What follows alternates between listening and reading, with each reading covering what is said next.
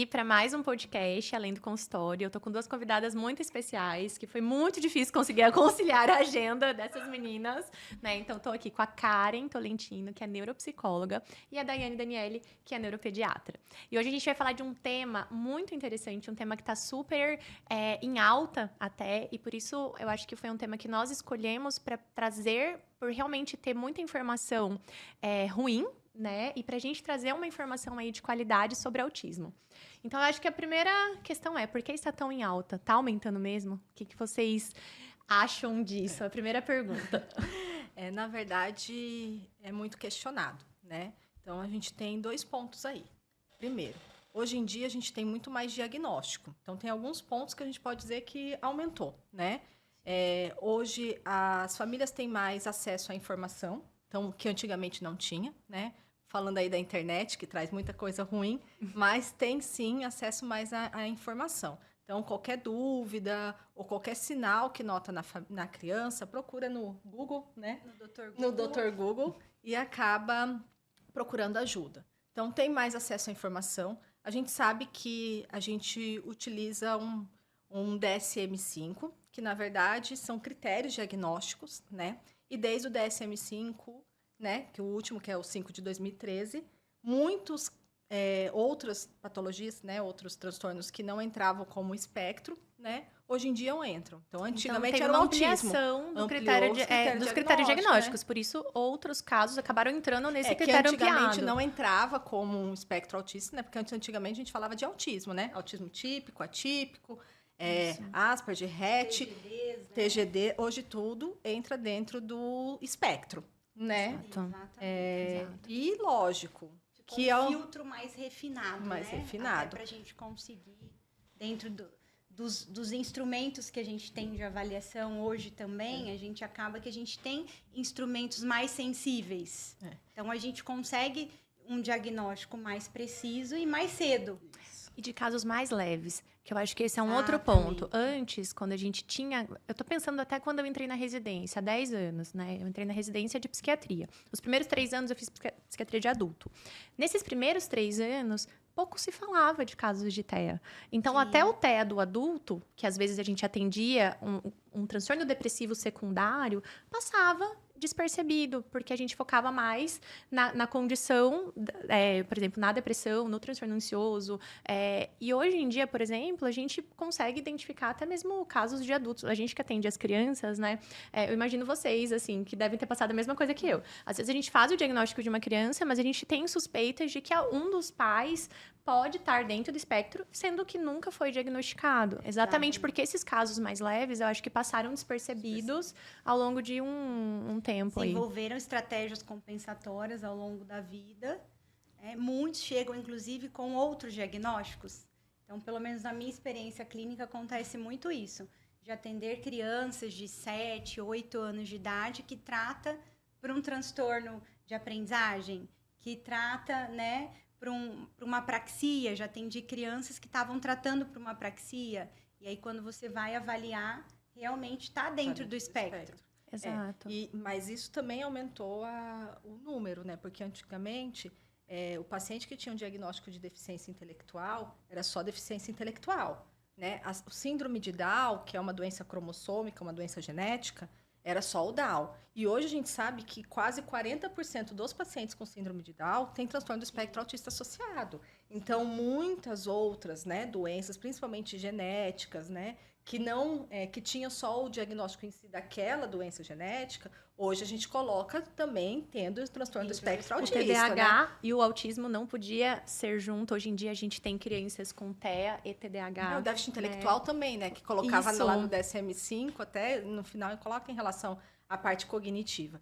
E, na verdade, falando do TDAH, é uma das principais comorbidades dentro do transtorno do espectro autista, né? Hoje a gente fala aí em torno de 50% quase dos pacientes que têm transtorno do espectro autista, né? 1/3 a 50%, tendo transtorno de déficit de atenção e hiperatividade associado, como comórbido, né? E lógico, falando também de outra parte, quase 25% dos pacientes TDAH pode ter alguns comportamentos autísticos. Nem sempre fecha diagnóstico. Isso não né? significa que vai ter o TEA, que vai pertencer, mas com algumas características. Sim, e muitas vezes pelo TDAH, daí eu acho que vem, né? pelo TDAH, muitas vezes, ser muito grave, a própria desatenção, a hiperatividade, acaba dificultando a socialização e a percepção social do outro, né? E às vezes tratando, a diferença é, quando a gente trata essas crianças, Forma que ela responde melhor na parte social, ela responde melhor, né? Quando você faz um treino de habilidades sociais, o paciente que é só um TDAH, que não faz aí um quadro comórbido, ele vai responder de forma muito satisfatória.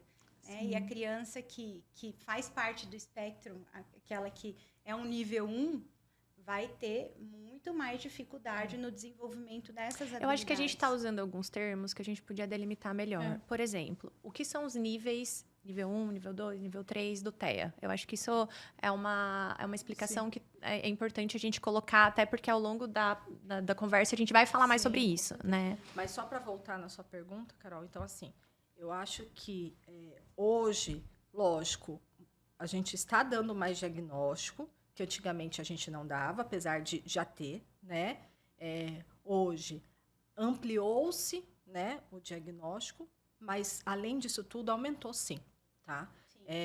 Se você vai pegar o CDC, tá? O CDC é o que a gente utiliza para ver em relação, né, dentro da parte epidemiológica da doença, né? Que é o centro aí de diagnóstico de doença, só que é o americano, que é o que a gente utiliza. Se você pegar de 2000 para 2020, foi um aumento de 400%. É muito. É muito. Tem se falado de 1 a cada 36 crianças. 1 a cada 36. E se você pega pelo CDC até, né, se eles colocam ali por região, na Califórnia é 1 para 22. É muito, E né? o que será que está acontecendo? Aí eu acho que existem outros fatores também, né? Como a gente pensa, idade materna, idade paterna, tá? A idade paterna acima de 40 anos, idade materna acima de 40 anos. Então, é uma realidade. É uma realidade. A sociedade, quanto mais ela vai se desenvolvendo, né? E inclusive a longevidade aumenta, é muito natural que esses pais queiram ter filhos mais tarde. Mas isso aumenta o risco. Enfim, o uso de algumas substâncias, como a gente já sabe. O ácido fólico é 100% comprovado. Ácido valproico, talidomida. Mas, na verdade, assim, se a gente pega em relação à parte mesmo, né, de etiológica, tudo, a gente sabe que o transtorno do espectro autista é uma doença não que a gente não usa como doença, né? É um transtorno epigenético, né? Então, ali é o quê? Uma predisposição mesmo genética, né? Tanto que a gente sabe que de alteração de mutação de novo, né? Mutação de novo é aquela mutação que iniciou com aquele paciente, tá? Com aquela criança. Sim. É quase 25%, apesar de que a maioria é de alteração em um alelo só. Mas eu tenho o quê? Um fator, uma predisposição genética associada aos fatores ambientais. Então, é importante a gente falar, porque, sim, com certeza, tem vários fatores ambientais que pode ter, né? Que nem o que prematuridade, infecção congênita, né? Por liberação ali de citocina, a parte de pós-natalidade também, dependendo, né? Aquele paciente que passa de 42 semanas, sofrimento fetal agudo, diabetes gestacional. Então, assim, tem várias coisas que são fatores de risco, né? Mas ter um fator de risco ou 2 não quer dizer que essa criança terá transtorno do espectro autista. Então, é importante a gente falar isso também. Com certeza. Né? Porque, senão, hoje em dia, a gente vê a grande preocupação, né? Na verdade, eu acho que os pediatras, o que eles mais vivenciam isso diariamente no consultório é isso, né? Então, a gente fala o quê? Com certeza, os fatores, né, ambientais, hoje, principalmente idade materna, paterna, as crianças prematuras antes que a gente sabia que não sobreviveriam, hoje a gente tem isso. Hoje a gente tem um acesso, né, e um suporte ali, né, o Natal muito bom. Então, essas crianças sobrevivem, né? Então, são todos fatores de risco. Mas o que é importante a gente falar é que precisa ter a associação de um fator genético junto com um fator ambiental, Sim. né? Porque uma coisa só isolada não... Isso é algo que tem sido também, assim, amplamente divulgado e que a gente se preocupa, porque tem muitos canais, às vezes, né? Você vai ler uma reportagem ali no Instagram e que aí diz que só a idade dos pais vai predispor, né, a um quadro de TEA.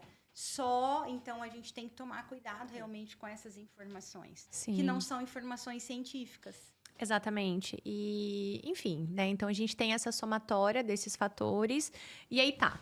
Então, quais são os primeiros sinais? Então, vamos por aí, né? A criança nasceu.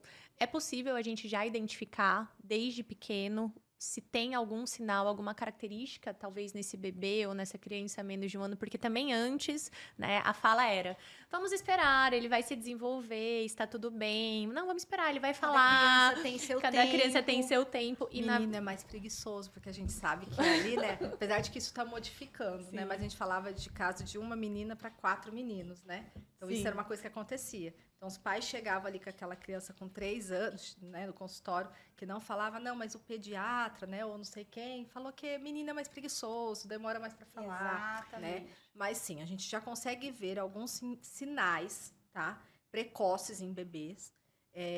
Lógico, e que daí a gente acompanha, né? Não fecha um diagnóstico num bebê ali de 6 meses, né? Menos de 1 ano. Mas a gente acompanha até para indicar o quê? A intervenção mais precoce possível, que é isso que a gente quer. Então, aquele bebezinho que tem atraso motor, que demora para andar, para sentar, né? Para engatinhar, apesar do engatinhar, a gente fala que não é um marco do desenvolvimento obrigatório, mas que tem um atraso motor. Aquele bebezinho que não faz contato visual, né? Então, nas mamadas com a mãe não tem um contato, que a mãe, ao chamar, né, é um estímulo sonoro, você vê que não responde, não olha. E às vezes, Daiane, a mãe fala até assim, nossa, meu bebê é muito quietinho, ele não dá trabalho nenhum. Muito bonzinho, né? Eu coloco ele no carrinho, ele fica ali horas olhando para um ponto qualquer. Eu já escutei muito isso. Uma fixação mais para objetos e luz do que para as pessoas. Partes de um brinquedo. Então, você entrega o brinquedo e a criança fica um tempão olhando só para uma parte daquele brinquedo.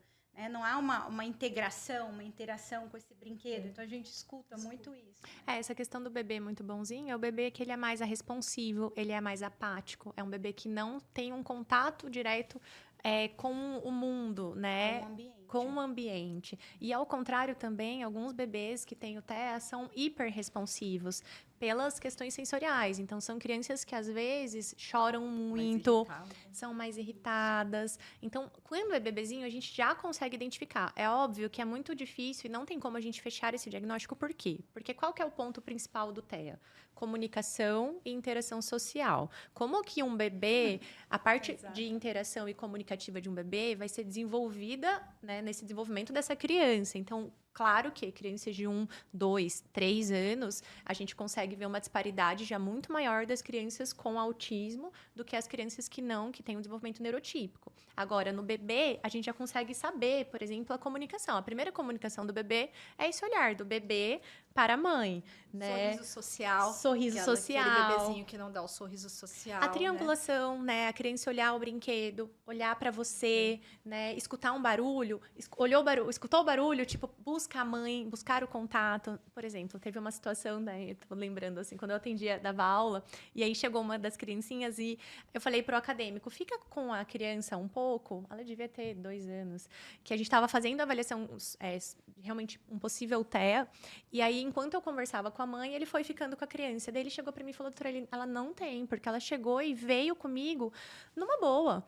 Ela já, né, aceitou e saiu andando pelo Como se fosse alguém conhecido. Isso. Então, não existia aquela diferenciação do cuidador principal, aquela hesitação do bebê e da criança pequena, que peraí, minha mãe tá aqui, né? E eu tô saindo, vou me distanciar, aquela ansiedade de separação desse cuidador principal. Então, são vários questões. Bebê, né? Aquele bebê que não estranha. Porque a gente tem dentro do desenvolvimento, né, neuropsicomotor, a partir ali dos 5 para os 6 meses, né, até os 9, principalmente o pico ali em torno dos 6 e 7, são a idade que a criança mais estranha, né? Exato. Que ela quer a mãe. Porque depois dos 5 meses, ali 4, 5 meses, ela já começou a perceber que ela e a mãe são pessoas diferentes, né? Porque até então faz essa diferenciação. Então, ela sente a falta da mãe, ela estranha outras pessoas. Então, uma criança que não estranha outras pessoas, que não sente a falta, né? Não busca a mãe, na verdade, a gente está vendo que está tendo ali um prejuízo dentro da parte social, né? E principalmente quando é uma pessoa estranha, que não é do grupo de convivência familiar. Dela. Então, chega uma tia na casa que a criança nunca viu, é a primeira vez que foi conhecer a criança. E aí a criança vai no colo, fica com ela e nem procura a mãe, porque a gente vê muito isso, que a criança não procura a mãe. Um outro ponto que a gente estava conversando, até antes da Daiane chegar, antes de começar aqui, era sobre como a gente vai fazer a avaliação dessa criança, né? Então, a importância que a Karen estava citando da gente ter esses múltiplos olhares. Por exemplo, uma mãe de primeira viagem que não tem contato com outras crianças, como que ela vai identificar tudo isso, né? Sim. Então, isso é muito comum de acontecer quando você tem só um filho, é o primeiro filho.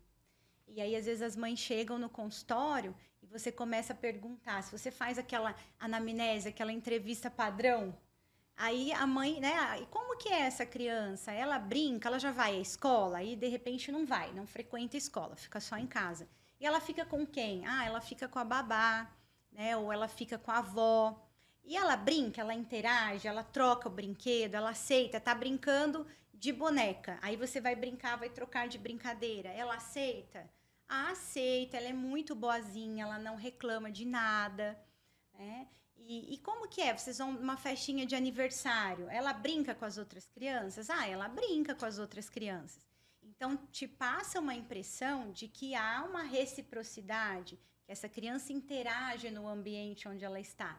E aí, quando você vai observar essa criança, eu já tive a oportunidade, vou numa festinha de aniversário, chego lá, o paciente que eu estou avaliando está na festinha de aniversário. E eu falo que isso é muito melhor do que avaliação clínica. Com certeza. Porque eu tenho a oportunidade de avaliar, de observar aquela criança num ambiente funcional, No meio, né? com as outras crianças. E aí você percebe que a criança está correndo junto com as outras crianças, mas ela não conversa, ela não faz pedido, né? Ela não olha para outra criança. Então, às vezes, alguma criança chama, fulano, ela não olha para a criança, né? Não há essa integração.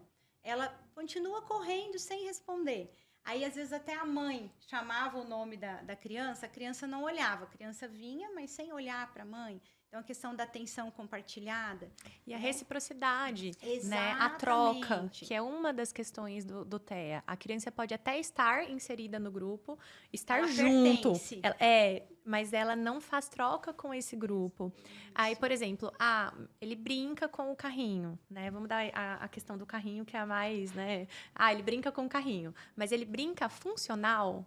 A brincadeira funcional é quando você dá um sentido para aquilo. Ele é um carrinho, ou, por exemplo, esses dias foi muito legal no consultório que a gente foi fazer uma brincadeira. A criança pegou 2 lápis e começou a fazer uma historinha com lápis, que eram 2 pessoas e tal. Então, ele conseguiu criar uma fantasia. Tem jogo simbólico. Exatamente, né? Usando a E a parte criança lúdica, com TEA tem muita dificuldade nisso. Ela organiza, ela se preocupa muito mais com a parte do que com o todo. Então, quando ela pega o carrinho, às vezes a roda interessa muito mais do que o carro inteiro. Ela se interessa, às vezes, por objetos da casa. Então, uma colher é mais interessante do que a boneca, né? E quando você pede para fazer uma imitação, a criança, vocês veem, criança muito pequena já consegue imitar a mãe, né? Fazendo coisas do dia a dia. Esses dias eu vi um videozinho de uma que pegou uma vassoura e estava lá super varrendo a casa, porque a mãe varre a casa, né? Essa imitação para a criança com o TEA é muito mais difícil. A criança não consegue imitar, porque a percepção realmente é do outro, não tem tanta essa percepção. Normalmente é uma habilidade que é adquirida tardiamente. E um outro ponto são as telas, né? Que eu acho que é algo pra gente conversar. Porque essas brincadeiras que a gente tá falando talvez não sejam as brincadeiras desse século. A gente tá citando brincadeiras, né, que deveriam ser. Mas hoje o excesso de telas e as brincadeiras virtuais também é uma coisa que eu acho que é importante a gente falar para os pais, né? O que isso poderia gerar e como isso, enfim, poderia também trazer um traço. Tanto que isso é muito falado, né? E a Sociedade Brasileira de Pediatria, né? Lançou, né? Deu um parecer da necessidade das crianças até os 2 anos não terem acesso a telas, a nenhuma, né? Isso a gente está falando estimuladas de outras maneiras. porque a gente imagina, nós, tá? Vamos falar da nossa realidade atual. Você vai num restaurante, você vai num lugar, você vê as pessoas, casais, as pessoas da mesa, todo mundo no celular, né? E às vezes a pessoa fala com você, você nem escuta, né? Nem presta atenção. Então, imagina aquela criança que está ali no desenvolvimento, né? O nosso cérebro está formado, o Tá, cérebro dessa criança está num período...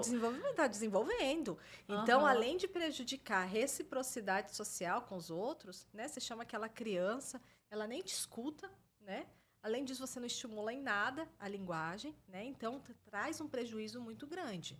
Então, até os 2 anos, o tempo de tela da criança é 0. E a gente fala tela, não é só tablet, tá? É tablet, celular, televisão, né? Tudo isso. Então, é importante porque a gente viu que já são anos, né? Um século aí que as crianças têm muito acesso à tecnologia. E a pandemia veio somente piorar essa situação, né? Porque as crianças ficou todo mundo em casa, sem ter o que fazer, Sim. né? Então, a gente viu que trouxe Eu acho que ainda trouxe um prejuízo ainda grande- maior, né? Eu acho que foi um grande N de estudos, né? Na verdade, trouxe para nós uma informação muito interessante, porque as crianças na pandemia tiveram atraso de fala, tiveram um atraso no desenvolvimento. Como um todo.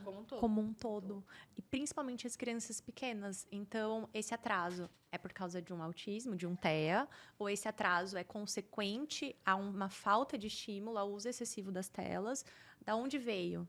E aí, mais difícil ainda na avaliação. Vai para Karen. Porque, né, as crianças chegam e aí como que a gente faz essa diferenciação? O que é falta de estímulo, o que está em déficit e o que está em excesso. Entende? Porque aí são crianças que têm um excesso de tela, não foram estimuladas da forma adequada. Então, eu pergunto para os pais, vocês brincam? Tem pai, já aconteceu assim, o pai olha para a mãe, aí um olha para o outro. Eles nunca brincaram com aquela criança. Então, como que eu vou avaliar também o brincar se ela não foi estimulada? Se ela não vai para a escola? Então, ela fica em casa. O que ela tem acesso em casa? O celular, o tablet, a televisão. Então, é uma criança que não foi estimulada. Então, a gente também tem que tomar cuidado dentro desse processo de avaliação para não avaliar uma inabilidade, sendo que a criança não foi estimulada. Então, é uma habilidade não oportunizada. Então, a gente também tem que tomar esse cuidado. Já tive pacientes que eu avaliei, e aí eu pedi, orientei os pais a colocarem a criança na escola, para que aquelas habilidades fossem oportunizadas, porque o caso de um filho único, para a gente reavaliar um ano depois. E aí a criança voltou completamente diferente. Então, realmente, aquele risco que tinha por um espectro, a gente não tinha mais depois que ela foi estimulada. Isso é importante a gente falar, né? Porque, às vezes, a família demora a procurar uma opinião técnica, então, um neuropediatra, um psiquiatra, né? Uma avaliação neuropsicológica, por um medo de um diagnóstico, até por não saber, né? E existe, sim, os casos em que chegam no consultório e você vê que aquela criança tem várias características, mas se você vai colocar pelo DSM-5, não fecha todos os critérios. Mas, independente de um diagnóstico, eu sempre falo isso para as famílias, a gente tem que estimular, a gente tem que correr contra o tempo. Então, é melhor que a gente faça toda uma intervenção, né? Então, intervenções são as terapias, né? Vou falar aí das principais, né? Que a gente sabe que tem comprovação fono, TO, né? A psicoterapia, né? Terapia comportamental aí.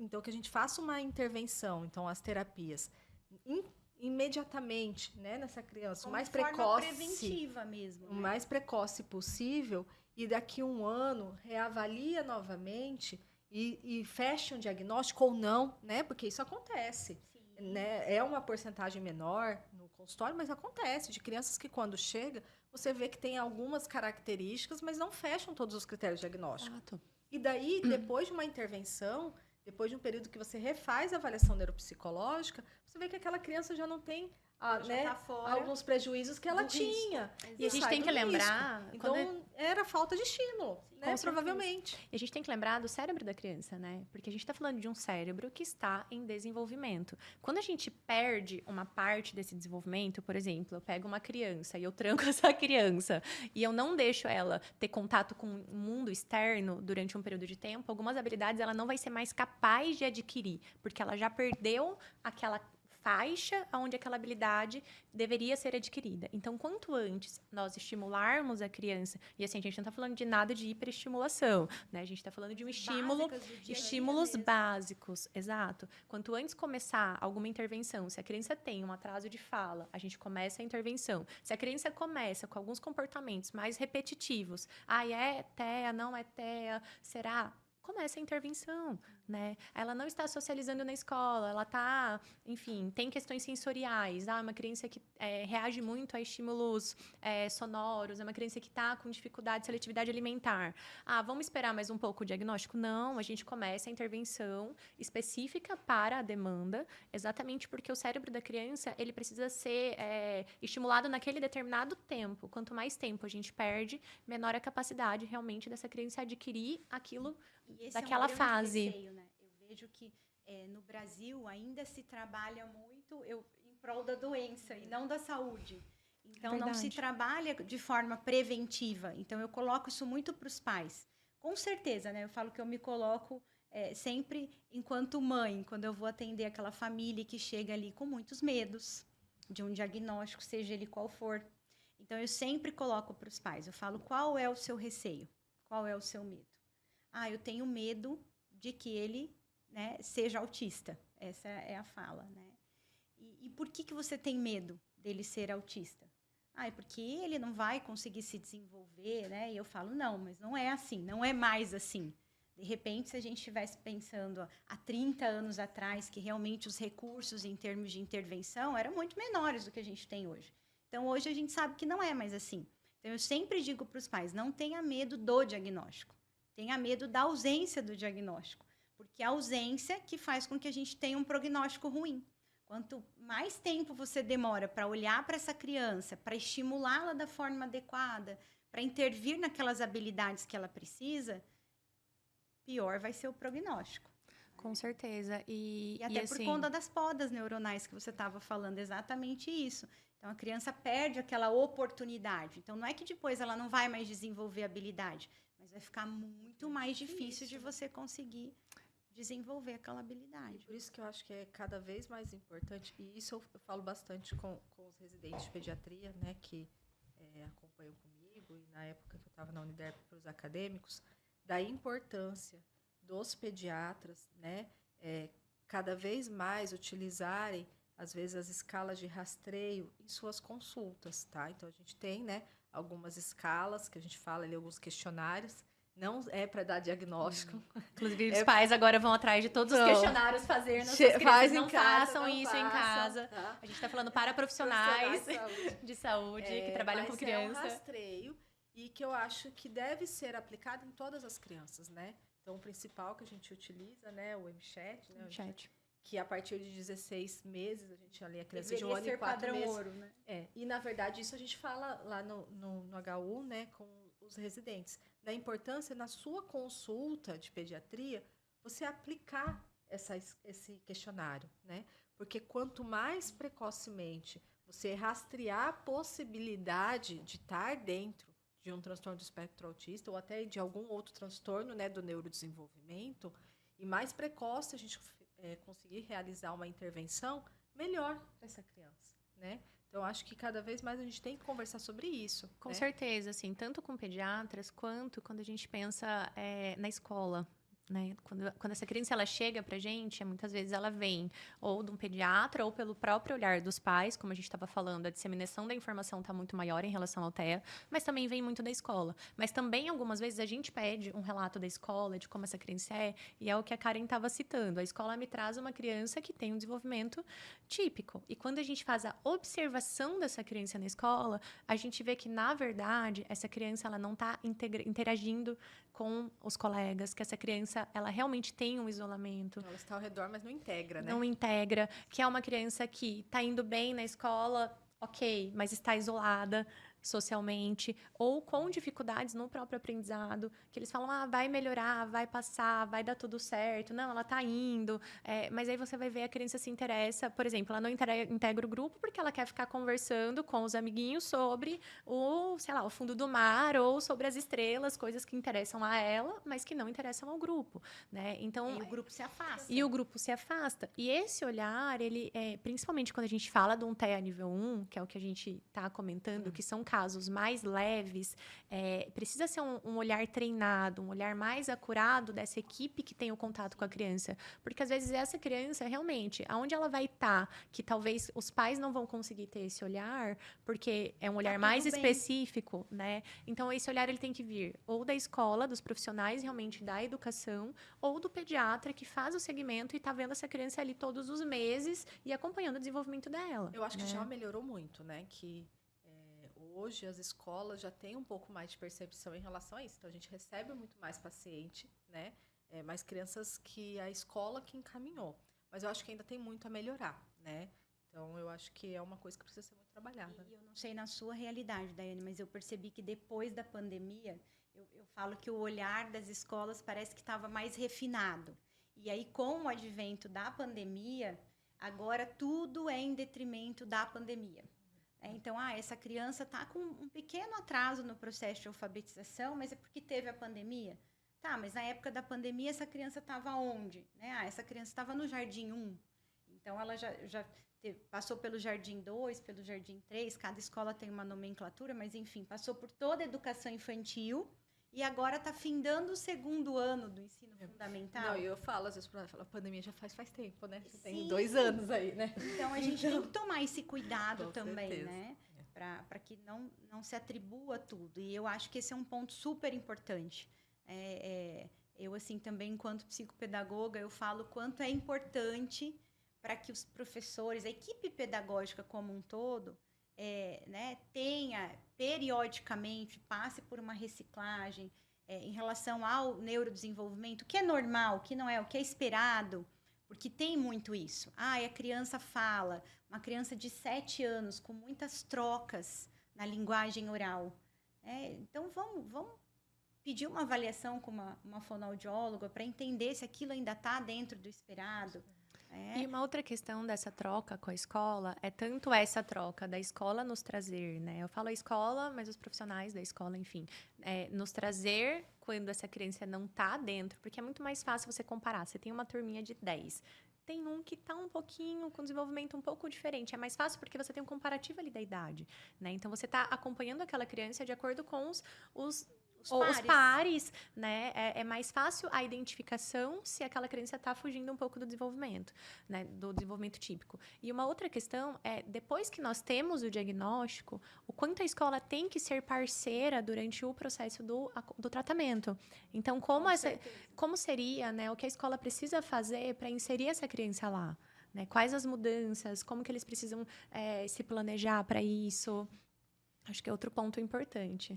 Essa parceria com a equipe ela é fundamental, porque muitas vezes a criança passa por uma equipe multiprofissional, então o tratamento está dando certo, a família está parceira desse tratamento, mas aí se a escola vem na contramão, a gente não consegue generalizar essas habilidades treinadas, né, na criança. Então, eu falo que isso é fundamental. Agora, muitas vezes eu também percebo que a escola fica de um lado trabalhando com a criança e os outros profissionais de outro lado. E não há essa integração. Então, eu vejo que também nós, enquanto profissionais, precisamos buscar a escola, buscar essa parceria e ensinar como.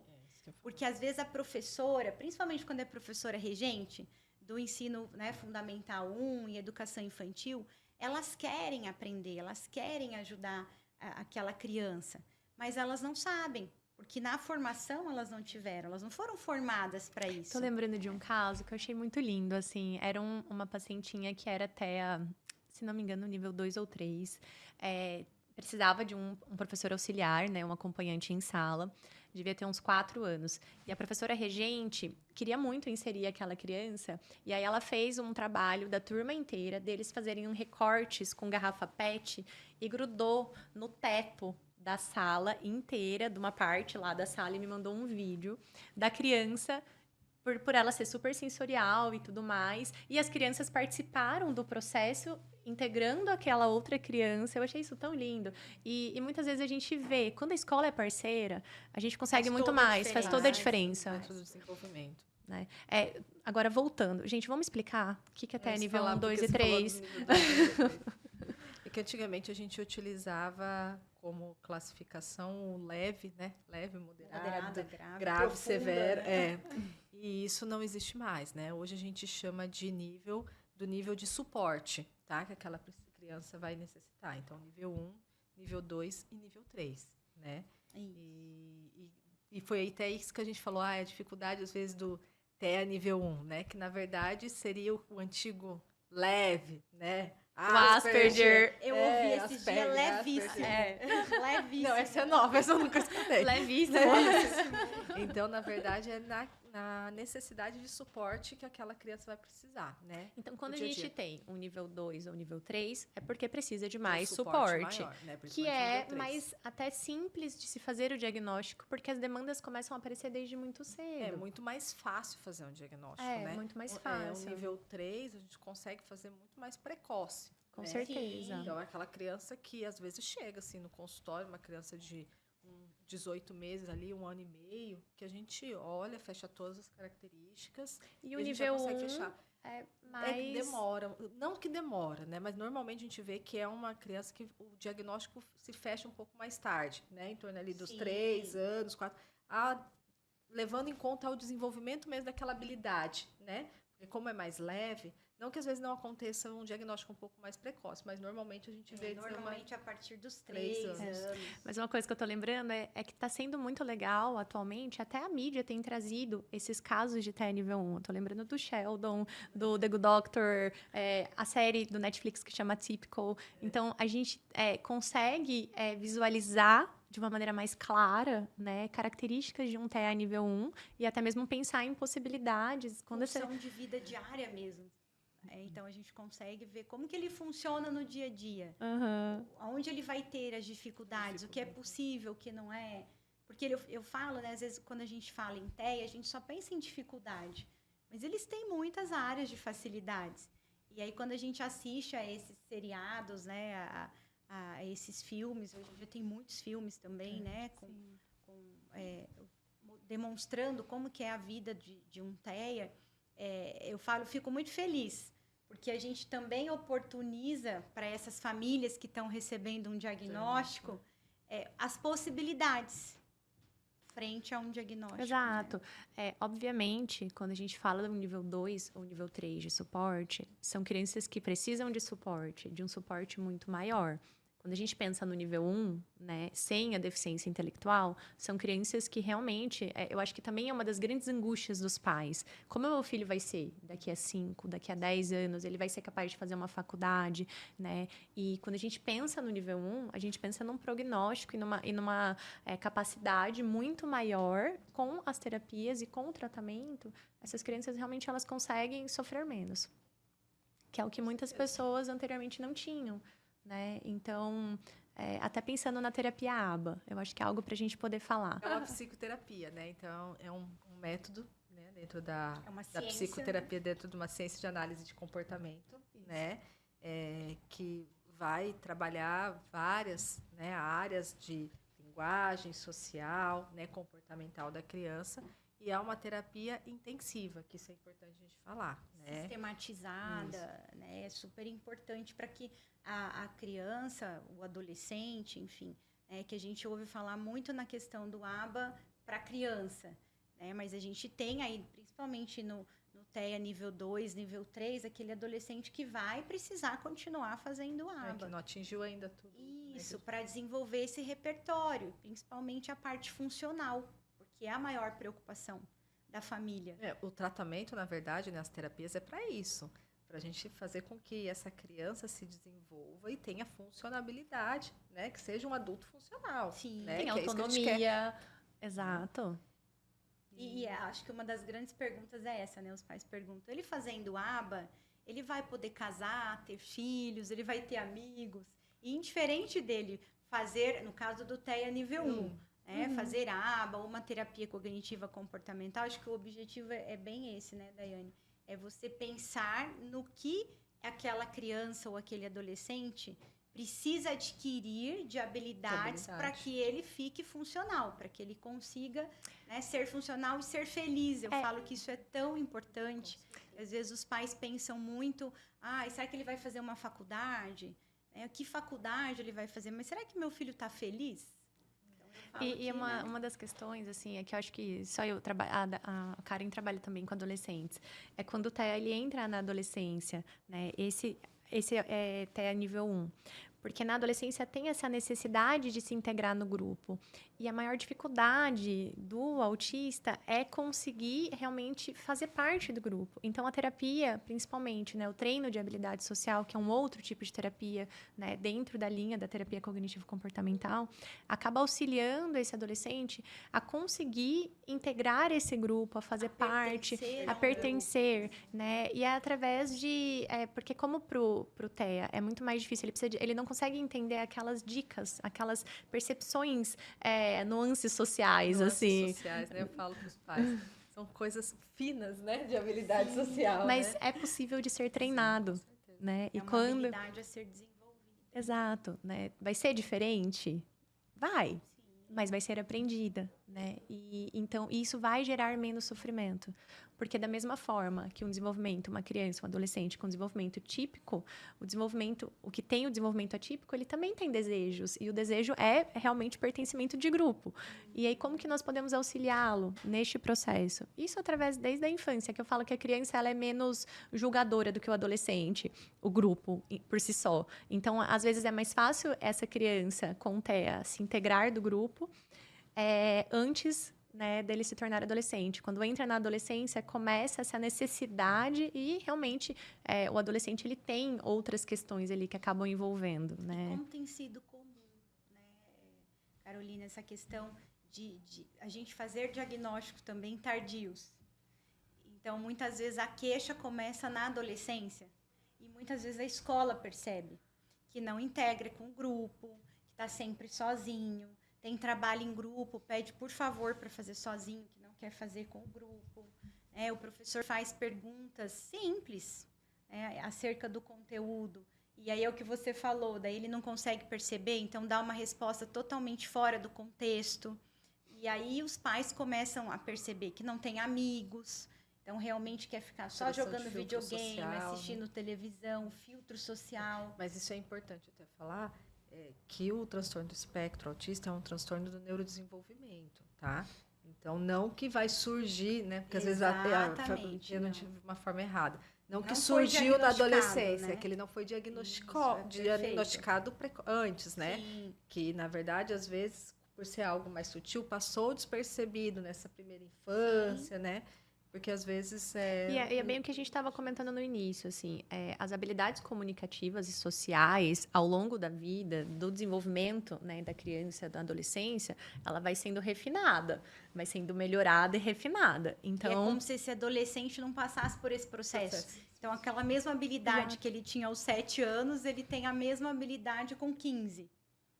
E aí a outra dificuldade, que quando a gente vai conversar com os pais falam, não, mas ele sempre foi assim, é o jeitinho dele, ele é mais tímido, né? E porque ele se parece... Exatamente, ele se parece. E aí a gente pede a testagem do pai ou da mãe também, muitas vezes. Isso é até importante de falar, né? Porque hoje, eu acho que a informação, já se falam de... fenótipo ampliado. Fenótipo ampliado, né? Ou características autísticas, né? É que o fenótipo ampliado fala que tem várias características, mas que não causa prejuízo, né? Que dentro do espectro deveria causar. Então, a gente vê mesmo que vem, às vezes, e a família fala, mas é igual o pai, é igual o avô. Então, que, na verdade, ou é mesmo dentro de um espectro que não foi fechado o diagnóstico, ou tem características de um fenótipo ampliado, né? Isso está bem comum. E aí tem que tomar esse cuidado também, porque hoje está muito em voga divulgar essa informação como se fosse um TEA, eu brinco, né? Um TEA aprendido, que ao longo do desenvolvimento você vai aprendendo a ser TEA. Então tem que tomar cuidado com... Mas então vamos para a gente fechar, eu acho que vale a pena a gente falar um pouco realmente desse processo todo da suspeita diagnóstica, aonde eu vou, quem eu busco, quais seriam as terapias. A gente falou muito da equipe multidisciplinar.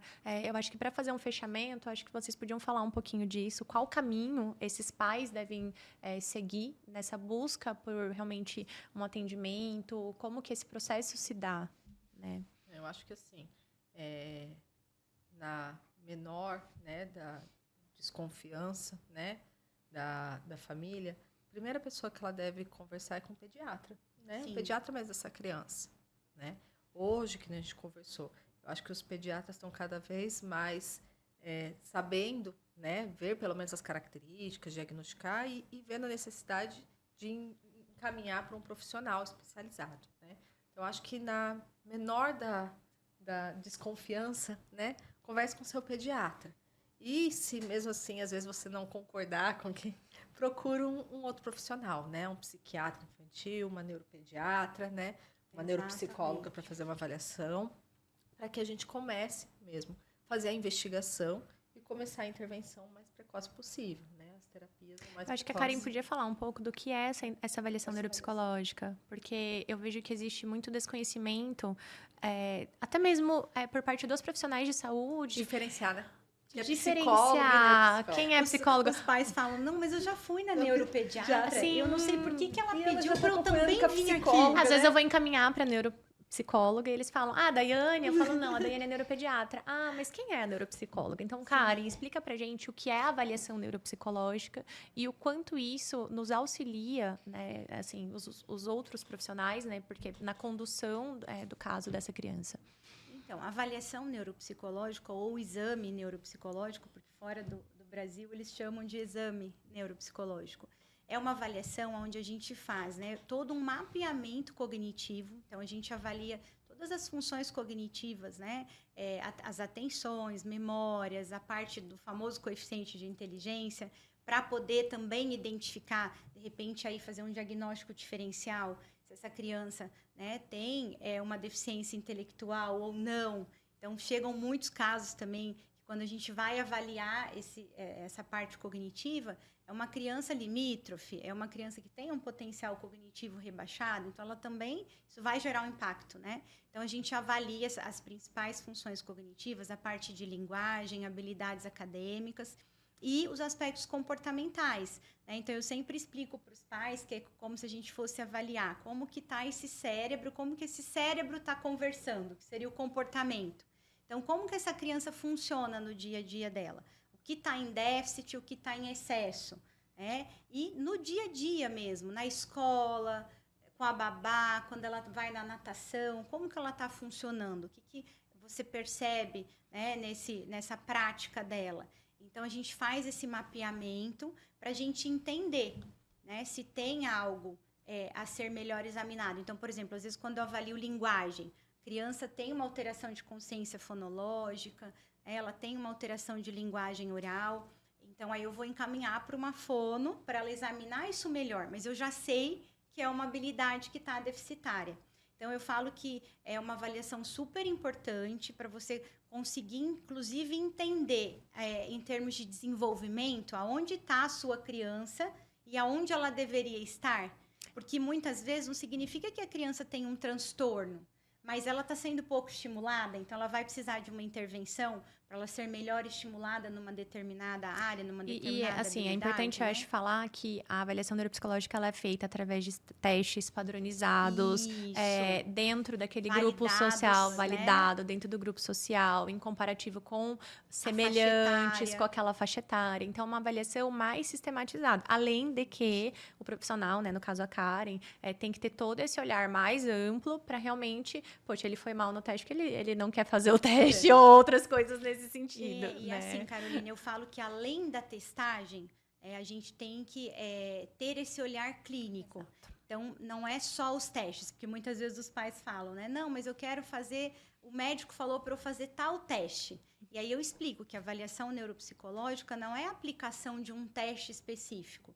A gente tem, sim, essa parte de testagem, que é validada, que é algo científico, mas a gente tem a parte ecológica também, que é esse brincar, eu avaliar o brincar da criança, como ela interage, um jogo, né? Então, por exemplo, você avaliar uma criança de 3 anos, 4 anos, a gente ainda tem poucos testes, mas a gente tem toda essa parte ecológica de testes, de jogos, até às vezes jogar um jogo de videogame com a criança para ver como que ela joga. O pai fala muitas vezes para mim, nossa, ele joga videogame, ele vai super bem.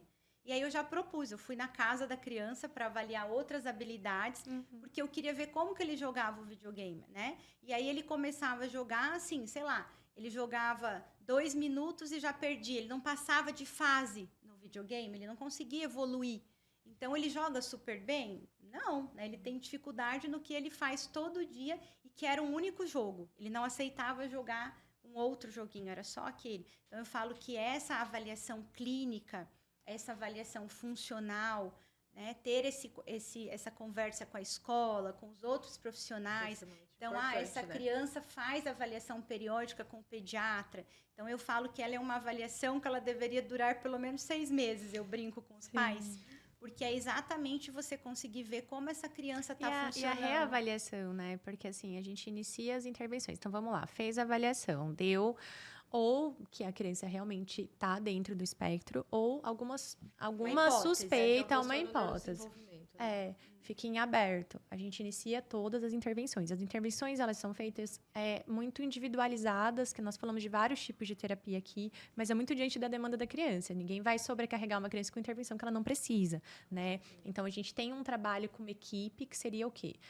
O trabalho da fonoaudiologia, às vezes a psicopedagogia, né? A psicologia da base, então, de treino de habilidade social, terapia cognitivo-comportamental ou análise de comportamento, que daí já entra uma intervenção realmente mais sistematizada, que é o ABA, né? Nós temos outros profissionais que poderiam integrar, então, acho que eu esqueci de alguma terapia ocupacional, ecoterapia, às vezes é necessário, às vezes a criança precisa se inserir num esporte ou em alguma outra intervenção de fisioterapia, motora. Então, a gente vai guiando o tratamento, né, de acordo com a necessidade daquela criança naquele momento. E depois, novas avaliações para a gente ver o quanto essa criança progrediu. Né? Tem progredido com esse acompanhamento. E a avaliação neuropsicológica ela é importante para isso. Eu falo para os pais, é como se fosse um guia. Até para, de repente, você entender, não, realmente ele está funcionando dentro do esperado, ok. Então, não é só a título de diagnóstico, mas também do acompanhamento das intervenções como um todo. A evolução mesmo. Exatamente. Está dando certo? O que não está dando certo? Sim. O que precisa ser melhor estimulado, né? E vocês querem deixar alguma mensagem final? A gente já está chegando no nosso tempo.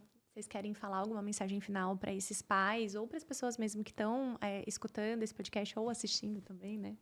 Não, eu acho que o que a gente até já falou antes é que pai, mãe, né, qualquer que suspeite, né, que tenha dúvida, a mínima dúvida. Eu falo que, principalmente agora que eu sou mãe, né, a gente parece que tem um feeling, né, não fica na dúvida, né. Eu acho que se você teve aí qualquer suspeita, tá aí com uma suspeita, algo que está lhe incomodando o coração, né, procura ajuda, procura uma avaliação, né. Porque o que é melhor, eu falo, é melhor a gente pecar por excesso. Exatamente, né? Era isso que eu ia falar. Isso, é melhor a gente pecar por excesso do que deixar passar, né? Sim. E eu, principalmente, falo muito isso para os pais.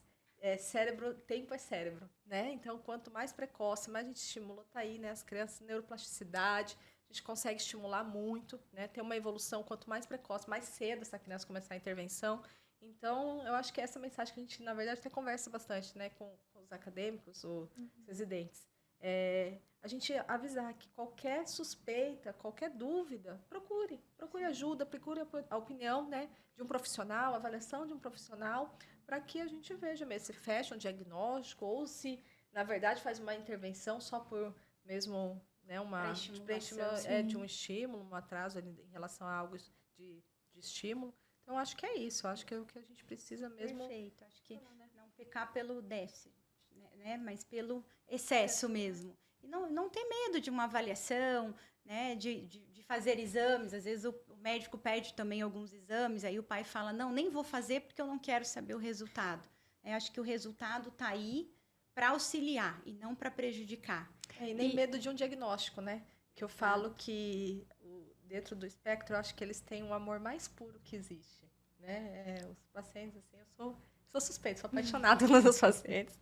E eu acho que, às vezes, a família fica também com medo, né? Receio de um diagnóstico.